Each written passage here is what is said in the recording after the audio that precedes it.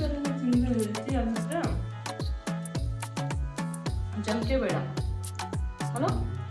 ಇದೇ ಜಂಕ್ ಥರ ಇದೆ. ಇವತ್ತು ನಾನು ಪಾಲಕ್ ಪನ್ನೀರ್ ದೋಸೆ ಮಾಡ್ತಾ ಇದ್ದೀನಿ. ಸೊ ಇಲ್ಲಿ ನಾನು ನನಗೆ ಬೇಕಾಗಿರೋ ತರಕಾರಿಗಳನ್ನು ತೊಗೊಂಡಿದ್ದೀನಿ.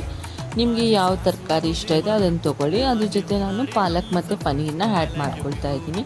ಸೊ ಇಲ್ಲಿ ನಾನು ಜೀರಿಗೆ, ಟರ್ಮರಿಕ್ ಚಿಲ್ಲಿ ಪೌಡರ್ ಮತ್ತು ಸ್ವಲ್ಪ ಕೊರಿಯಾಂಡರ್ ಪೌಡರ್ ಹಾಕ್ಕೊಂಡಿದ್ದೀನಿ. ಹಾಗೆ ಒಂದು 2 ಸ್ಪೂನ್ ಅಷ್ಟು ನಾನಿಲ್ಲಿ ಕಡಲೆ ಹಿಟ್ಟನ್ನ ಹಾಕ್ಕೊಂಡು ಚೆನ್ನಾಗಿ ಮಿಕ್ಸ್ ಮಾಡ್ಕೊಂಡಿದ್ದೀನಿ.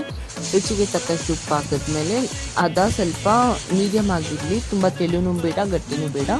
ನೋಡಿ ಈ ಥರ ತವ ಬಿಸಿ ಆದಮೇಲೆ ಅದಕ್ಕೆ ಎಣ್ಣೆ ಇಲ್ಲಾಂದರೆ ತುಪ್ಪ ಸ್ಪ್ರೆಡ್ ಮಾಡಿಕೊಂಡು ಈ ಥರ ಹಾಕ್ಕೊಬೇಕು. ಇಲ್ಲಿ ನಾನು ಗಾರ್ನಿಷಿಂಗ್ ಅಂತ ಹೇಳಿಬಿಟ್ಟು ನಾನಿಲ್ಲಿ ಸ್ವಲ್ಪ ತಿಲ್ ಹಾಕ್ಕೊಳ್ತಾ ಇದ್ದೀನಿ, ಎಳ್ಳು. ನೀವು ಬೇಕಾದರೆ ಹಾಗೆ ಕೂಡ ಹಾಕ್ತೀವಿ, ಸ್ಕಿಪ್ ಕೂಡ ಮಾಡ್ಬೋದು. ಇವತ್ತಿನ ವಿಡಿಯೋ ಇಷ್ಟ ಆದರೆ ಲೈಕ್ ಮಾಡಿ, ಶೇರ್ ಮಾಡಿ, ಸಬ್ಸ್ಕ್ರೈಬ್ ಮಾಡಿ. ಕೊನೆಯದಾಗಿ be healthy, stay healthy, eat healthy. Thank you for watching my videos.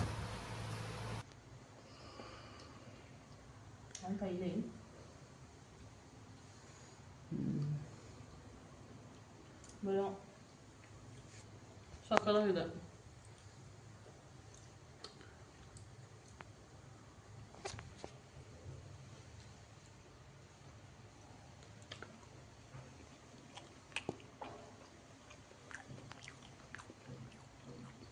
ಈ ಥರನೇ ತಿಂದರೆ ಹೆಲ್ತಿ ಆಗಿದ್ರೆ